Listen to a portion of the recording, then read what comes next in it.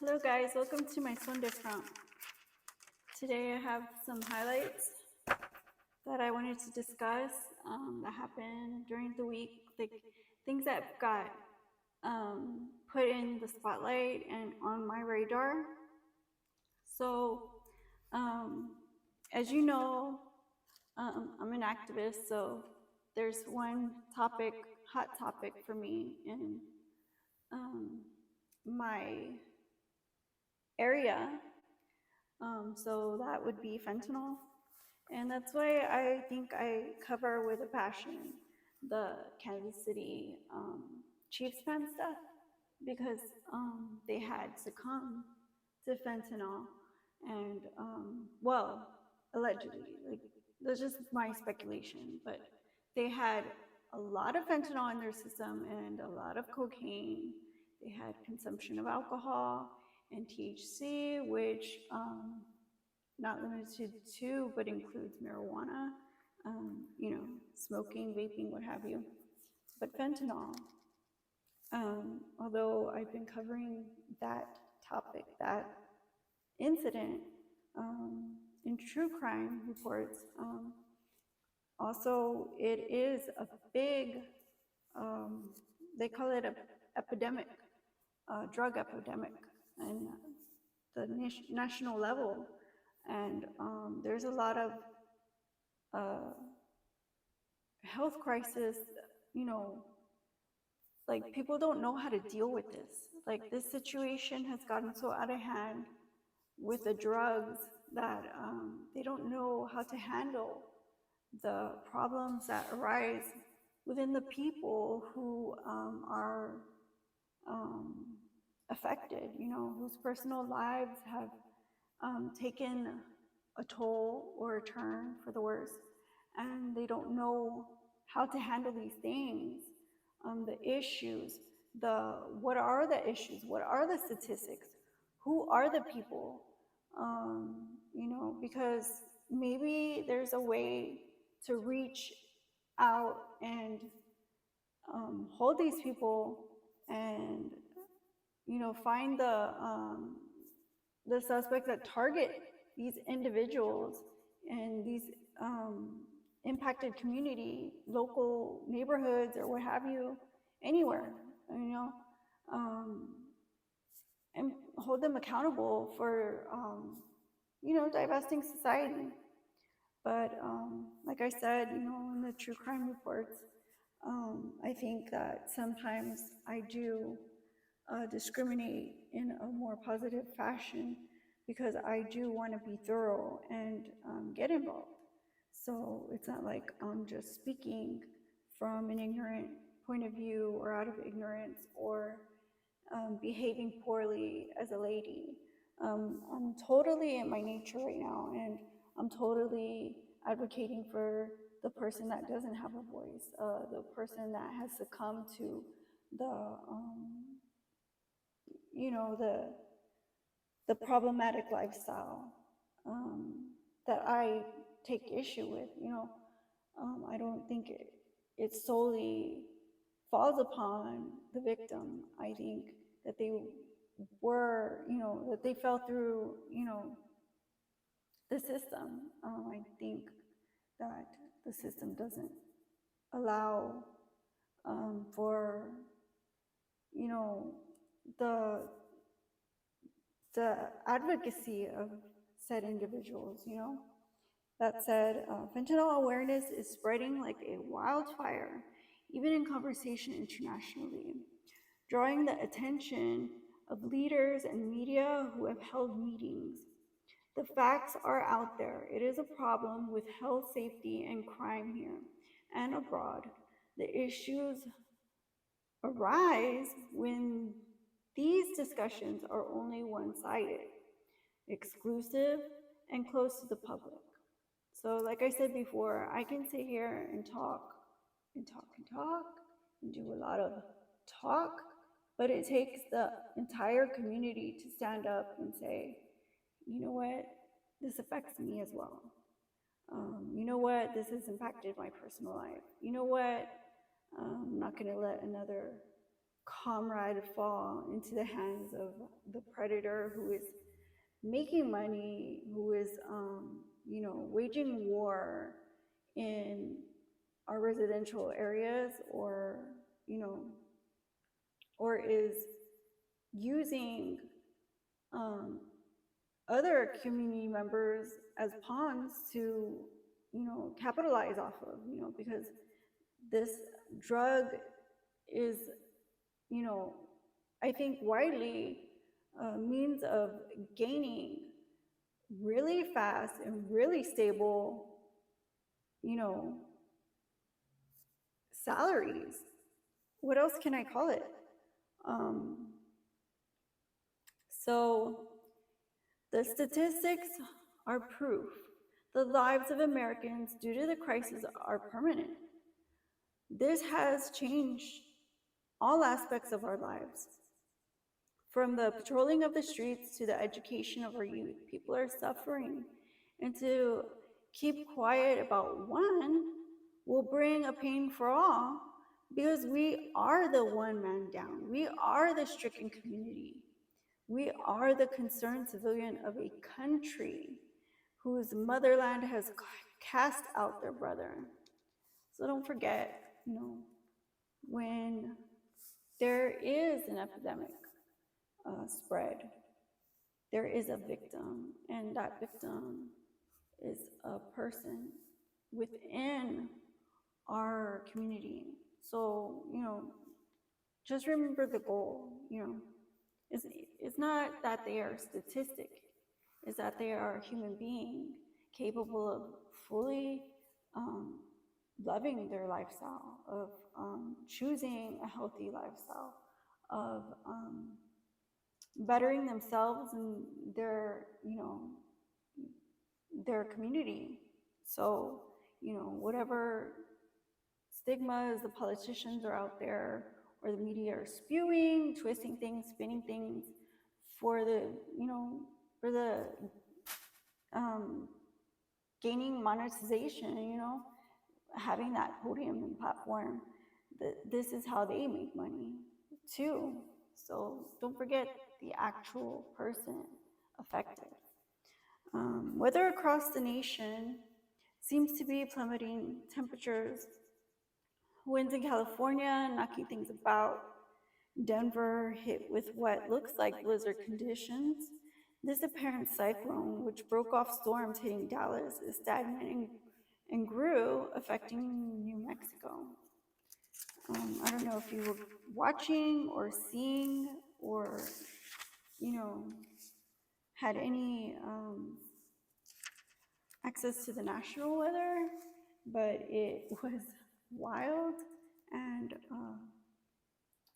very, very cold. So the storm that affects North Texas can be seen as far as Pennsylvania, and also contains tornadoes that have caused crews to exhaust resources, clean up power lines down, and search and rescue with one life already claimed. Local weather was fair, and now we have 2 days snow forecast next week. As the storms move east, snow, wind, tornadoes, rain, still forecasted nationally. And of course, it is moving east, like I said, so affected would be like the East Coast now, all the way, up, down. So stay safe. Now onto other stuff that I actually, what I covered myself, but this is new. Just some curious, strange, some radical events that maybe a little bit distasteful, but I think are important enough to speak on, and just, like I said, just to chat with you guys about. So Bethpage Park, where the Amityville love triangle saga began, has another plot twist to her. A park policeman, or should I say rather, passport bro. I don't know if you guys use that term, passport brother, but we all know what those are. The guys that go out, get a passport, leave the country, find love abroad, and bring her back, sweep her off her feet. There's a whole show dedicated to these things, and I guess it's a drama, it's a novella in and of itself as a topic. So Passport Bro was caught bringing another illegal immigrant to the country for romance. The South American was somehow, I say somehow, but he knows how, trust and believe, he was found to know exactly how she was smuggled in, and she is from Venezuela. So the couple from the tragic romance involving cousins who killed in a passion-fueled homicide is also not without controversy, guys. Aside from the drug trafficking and gang violence rumors, remember, at this point, it's just speculation and rumors and alleged gossip. So they have an actual background. Not the woman who had affairs with Stephen Brown, the suspect, and his cousin, Donna Connolly, her live-in lover of 3 years, at least in secret, Malcolm Brown. I think he also had an alias Robinson, so he went by Malcolm Robinson. He has a past as far back as 1990, only to be released in 2015. It all started. Backstory: when he robbed and was found guilty in 1990. Like I said, he then moved on to a more serious offense when he pulled a knife out on a cab driver demanding money. He used it, oh yes, trust and believe, that cab driver was stabbed. And as his accomplice pulled the trigger on his gun and it jammed, they were both soon caught and arrested around 2000, somewhere around there. He then violated his parole and served more time. So he didn't just go down. He went and did all these extra things. He went and did the thing and, drew blood, but also violating, your probation. Come on. But this led him to serve more time. Do the crime, you do the time. The court will hold the third hearing Monday and Tuesday this week, coming for he and his sneaky links horrifying and ultra gruesome death. So don't take away the fact that they were completely, tragically just pulled from this world, and, those 4 individuals who are suspected in the alleged crime, they continued on to dismember these people's bodies. So that's how the saga started in Bethpage Park when they found an arm with Malcolm Brown's alleged ex tattooed on it. So this case made 5 cold-blooded killers in 1 month. And the politics are convenient, okay? Just don't dumb it down by now. At this point, even if they seem tone deaf to the climate of the community, at least locally, where they have authority, these politicians, for example, Long Island, New York, is seeking to legalize adultery, a strange law to decriminalize after reading news in this region. So if you've been following this region or following my channel at least, you know this is very strange, a very strange take on the entire picture, the big picture. And as far as, the region goes, the politics were solely out of convenience and made to put on, And speaking of which, I'm not gonna shy away from this. Another policy that was changed by the governor Kathy Hochul was when she put martial law in the subway. And after being warned, backlash ensued. Today, she had it out. Now, coming on yet again, another show to put herself on the back, to pat herself on the back for wind farming in our precious ocean, because today the construction was finished. But as the skepticism grew, she tried distracting us, threatening that if the vehicles drivers used had license plates that were unreadable by AI scanners on the roadside safety cams, the vehicles would be impounded, fines, court, the works. And if that wasn't enough, today the subway were hit with a horrifying incident that shook passengers and had them curled up atop each other in hopes to avoid the instigator. Now I'll go on to this, but as she continues, and makes her, grows her podium and tries to take stances on this and that. And it's just like she's against deforestation or she's for wildlife and parks and rec. And then she's wind farming in the ocean. She's so wishy-washy and flip-floppy. I don't like it at all. I don't agree with these policies that take place under her authority because I think that she doesn't have a passion for what she does. And that should be for the people. And I don't think she could have that in her. Seeing what she has done so far in divesting the community, as far as pointing at Ray Tierney, solely making him the culprit of a disgusting incident that should have never happened in the first place. But, she likes to pick and choose her policies. She attacks, but one thing, trust and believe, is that she never has taken the backs of the people so far.